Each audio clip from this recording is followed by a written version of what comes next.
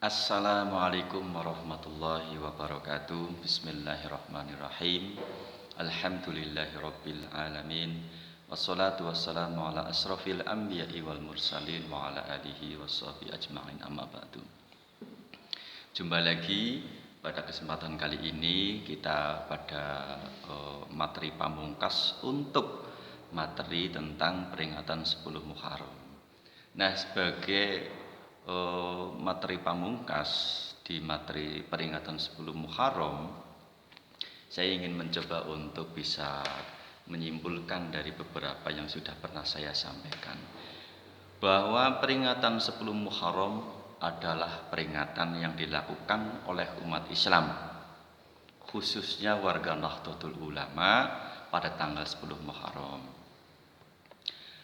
Latar belakang peringatan 10 Muharram adalah adanya peristiwa-peristiwa penting tentang kesuksesan dan keselamatan yang dialami oleh para nabi dan rasul, termasuk berita tentang kejadian hari kiamat. Itu yang kedua. Yang ketiga, dalil dan tujuan peringatan 10 Muharram. Ada sebuah hadis An Ibni Abbasin radhiyallahu anhu qala Rasulullah sallallahu alaihi wasallam, la im baqitu ila qabilin la asu mannatta singa. Diriwayatkan oleh Imam Ahmad dan Muslim.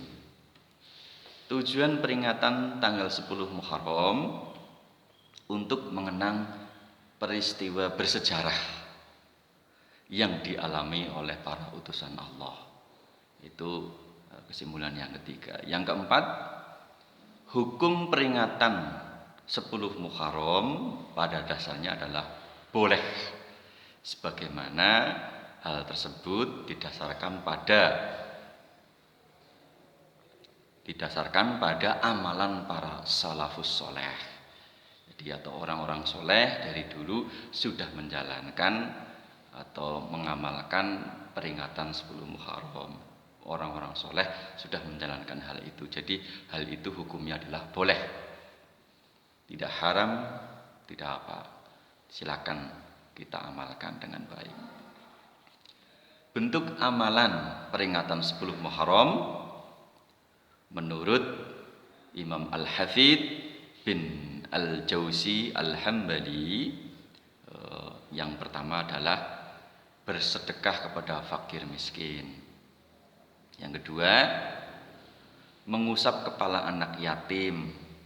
Tentunya bukan hanya mengusap, tapi juga menyantuni. Yang ketiga, memberi buka puasa kepada orang yang puasa sunnah.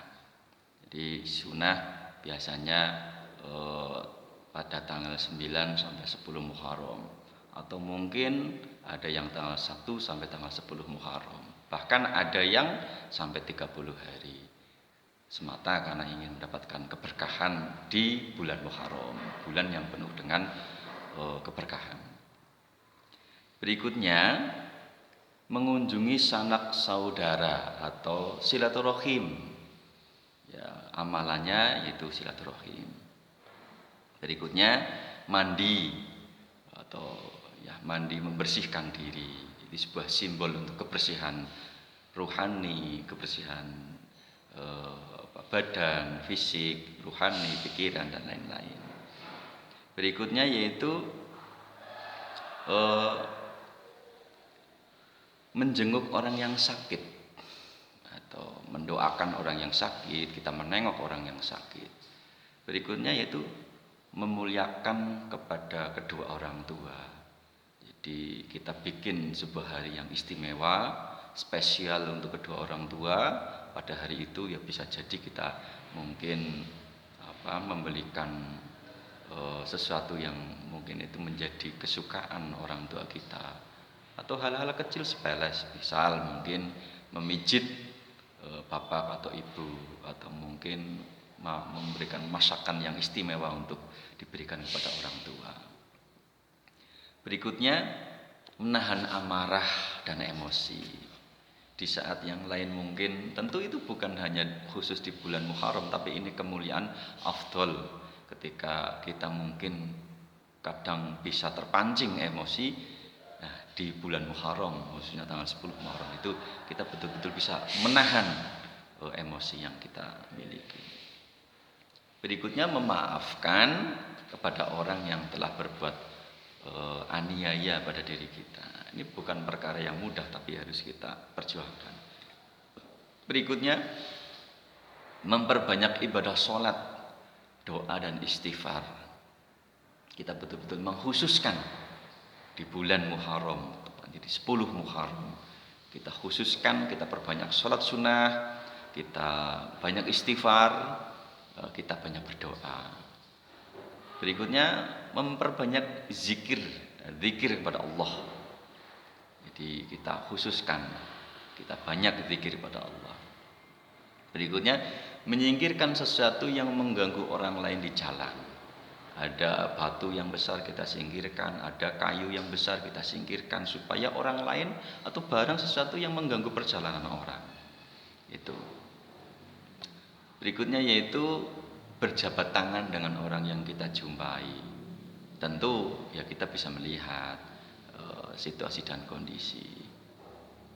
Berikutnya yaitu memperbanyak surat Al-Ikhlas sampai 1000 kali. Kita baca Qul huwallahu ahad dan seterusnya. Kita baca. Dan berikutnya yaitu berpuasa pada tanggal 10 Muharram. Kita puasa sunnah. Ya, mudah-mudahan kita mendapatkan keberkahan.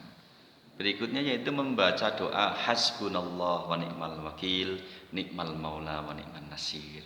Hasbunallah wa ni'mal wakil, ni'mal maula wa ni'man nasir. Hasbunallah wa ni'mal wakil, ni'mal maula wa ni'man nasir. Kita baca sampai 70 kali. Lalu ditutup dengan doa. Nah, kesimpulan yang keenam yaitu praktek peringatan 10 Muharram adalah melalui doa bersama. Kita kumpulkan rekan-rekan, kita bikin acara, kita kumpulkan keluarga, ya kan, untuk berdoa bersama. Lalu bersedekah, ya kan, mungkin membuat makanan atau apa yang lain, kita bersedekah dalam rangka biar mendapatkan keberkahan. Lalu melalui kegiatan pengajian, kita bikin kegiatan sholawatan atau pengajian dan lain-lain yang sekiranya mengandung aspek silaturahim dan lain-lain lah. Nah, kesimpulan yang ketujuh yaitu atau yang terakhir yaitu hikmah peringatan 10 Muharram adalah dapat menambah ketaatan kepada Allah Subhanahu wa taala. Karena memang kita mungkin spesialkanlah. Kita bikin ibadah yang hari-hari biasanya kita biasa. Nah, di 10 Muharram kita bikin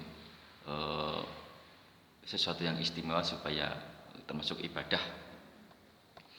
Nah, yang kedua hikmahnya yaitu dapat menjadi umat Islam yang senantiasa berhati-hati dalam berperilaku. Kita jaga perilaku kita di 10 Muharram, di bulan Muharram. Berikutnya, dapat memperoleh pelajaran yang berharga dari masa lalu, yaitu dari kisah-kisah para nabi dan rasul yang peristiwa-peristiwa penting pada tanggal 10 Muharram yang kemarin sudah saya sampaikan. Menjauhkan diri dari sikap sombong karena tidak mau memohon kepada Allah. Jadi ada kisah-kisah para nabi dan rasul yang kemarin saya sampaikan, itu ternyata memang para nabi dan rasul mendapatkan pertolongan dari Allah karena berdoa pada Allah Subhanahu wa taala. Ya, kita bisa menghindarkan diri dari sifat sombong karena segala sesuatu Allah yang memberikan pertolongan. Ini barangkali kesimpulan dari materi terakhir dari peringatan 10 Muharram. Mudah-mudahan bermanfaat, bisa dicermati dengan baik. Demikian sementara, terima kasih. Assalamualaikum warahmatullahi wabarakatuh.